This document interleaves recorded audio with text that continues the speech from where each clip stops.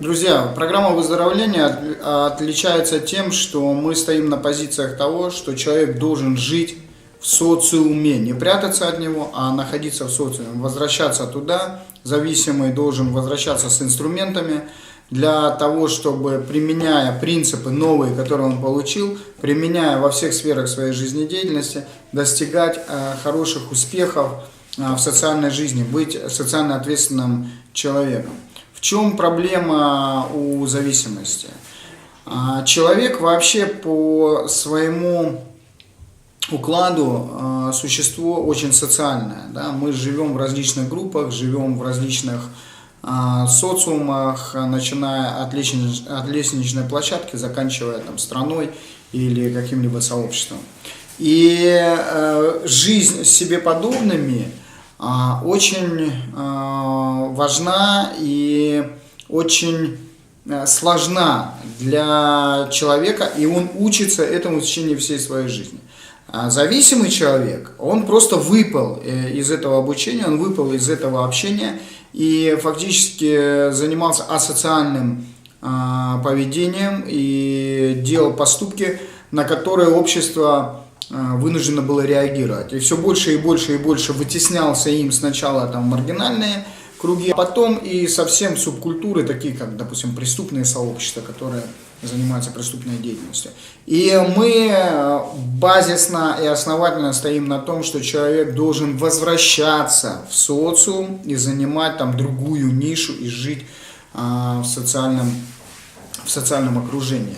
И для этого есть все необходимое. Первое. С самого начала, прямо со стационарной программы мы нацеливаем людей на то, что он будет жить когда-то в социуме. Это стационарная программа, амбулаторная программа, индивидуальная программа. И потом человек выходит, уже имея навыки, постепенно, не выбросив его, допустим, из стационарной программы, выбросив его сразу в социум, а постепенно его выдвигая все больше и больше и больше и больше, давая ему ответственности за свою жизнь.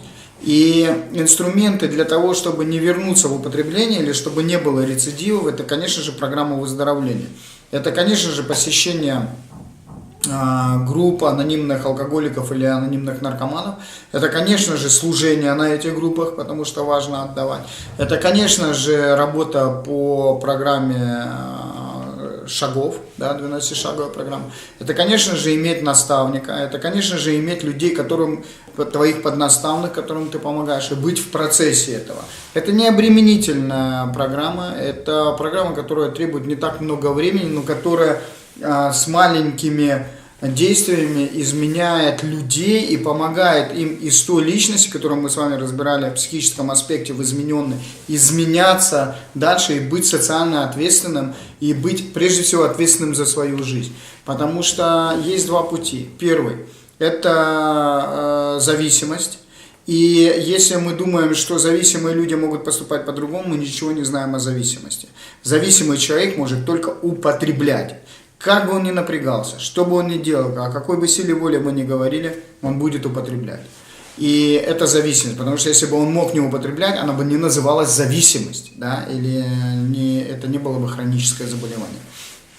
Но есть другой путь, это путь выздоровления, который тоже работает за нас. Там работает болезнь за нас, а здесь работают те принципы, те основы и те действия, на которых мы стоим и которые мы делаем, и которые меняют нашу жизнь и помогают нам быть социально активными, которые помогают нам осознавать и отвечать на вопрос «Кто я?», осознавать, что это за люди вокруг меня и мое предназначение здесь, в этой плоскости, и, конечно же, выстраивать взаимоотношения с высшими силами, с энергиями, которые есть там, неважно, как это называется.